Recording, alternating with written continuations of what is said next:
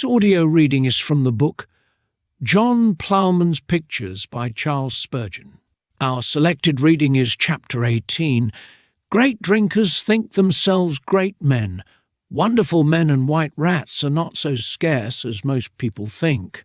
Folks may talk as they like about Mr. Gladstone and Lord Beaconsfield, and that sharp gentleman Bismarck, but Jack and Tom and Harry, and scores more that I know of, could manage their business for them a fine sight better, at least they think so, and are quite ready to try. Great men are as plentiful as mice in an old wheat stack down our way. Every parish has one or two wonderful men. Indeed, most public houses could show one at least, and generally two. And I have heard that on Saturday nights, when our Blue Dragon is full, there may be seen as many as 20 of the greatest men in all the world in the taproom, all making themselves greater by the help of pots of beer. When the jug has been filled and emptied a good many times, the blacksmith feels he ought to be Prime Minister, Styles, the carter, sees the way to take of all the taxes, and old Hob, the rat-catcher, roars out, "They're all a pack of fools, and good-for-nothing tools. If they'd only send for me, you'd see how things would be. If you have a fancy to listen to these great men when they are talking, you need not go into the bar, for you can hear them outside the house. They generally speak 4 or 5 at a time, and everyone in a Mitcham whisper, which is very like a shout. What a fine flow of words they have! There's no end to it, and it's a pity there was ever any beginning, for there's generally a mix-up of foul talk with their politics, and this sets them all roaring with laughter. A few evenings in such company would poison the mind of the best lad in the parish. I am happy to say that these great men have to be turned out at 10 o'clock, for then our public house closes, and none too soon, I'm sure. A precious little is enough to make a man famous in certain companies. One fellow knocked a man's eye out at a prize fight. Another stowed away twice as much pudding as 4 pigs could have disposed of. Another stood on his head and drank a glass of beer, and another won a prize by grinning through a horse collar. And for such things as these, the sots of the village think mightily of them. Little things please little minds, and nasty things please dirty minds. If I were one of these wonderful fellows, I would ask the nearest way to a place where nobody would know me. Now I am at it, I will notice a few other wonderful bodies who sometimes condescend to look down on a ploughman. But before I make them angry, I would give them a verse from one of my old uncle's songs, which I have shaped a bit. I hope none will be offended with me for writing this, for it is not intended for anything amiss, if you consider kindly my remarks you will allow, for what can you expect from one whose hand is on the plough? I used to feel quite staggered when I heard of an amazing clever man, but I've got used to it, as the rook did to the scarecrow when he found out that it was a stuffed nothing. Like the picture, which looked best a very long distance off, so do most clever fellows. They are swans a mile off, but geese when you get near them. Some men are too knowing to be wise, their boiler bursts, because they have more steam than they can use.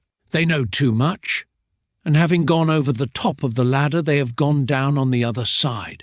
People who are really wise never think themselves. So one of them said to me the other day, "All things I thought I knew, but now confess.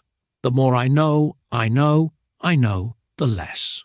Simple Simon is in a sad plight in such a world as this, but on the whole, he gets on better than a fellow who is too clever by half.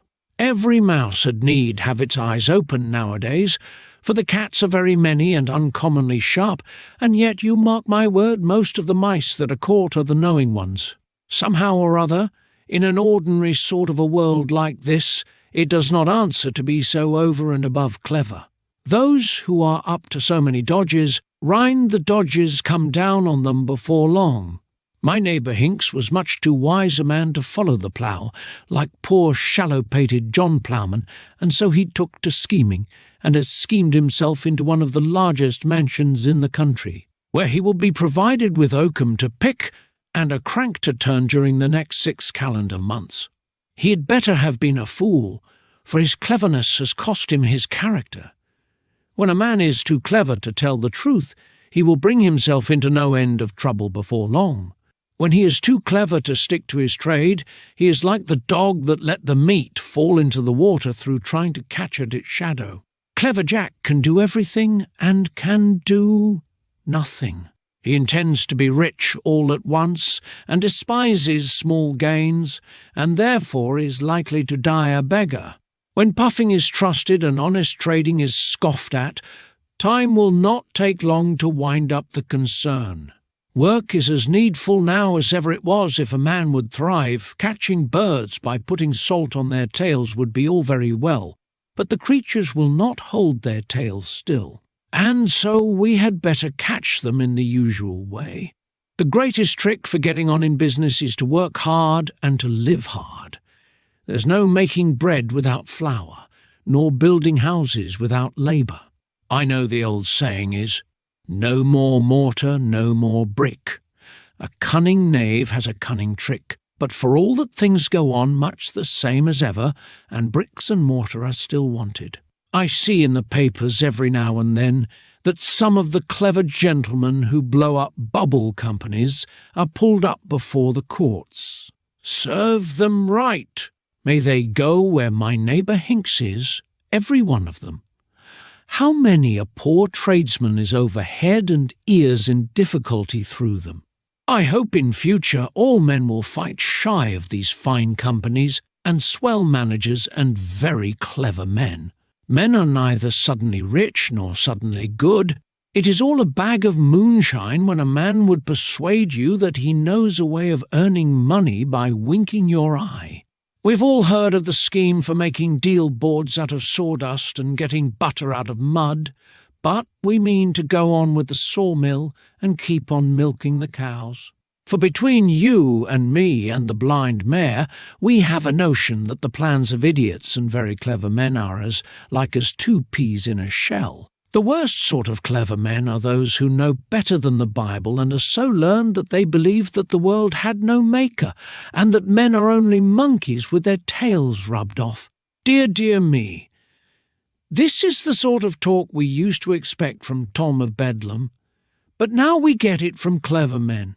If things go on in this fashion, a poor ploughman will not be able to tell which is the lunatic and which is the philosopher.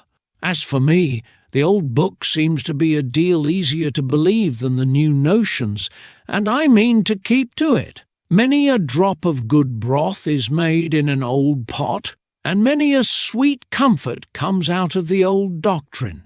Many a dog has died since I first opened my eyes, and every one of these dogs has had his day, but in all the days put together they have never hunted out aerial fault in the Bible, nor started anything better in its place. They may be very clever, but they will not find a surer truth than that which God teaches, nor a better salvation than that which Jesus brings, and so finding my very life in the gospel, I mean to live in it. And so ends this chapter. This concludes chapter 18. Thank you for listening.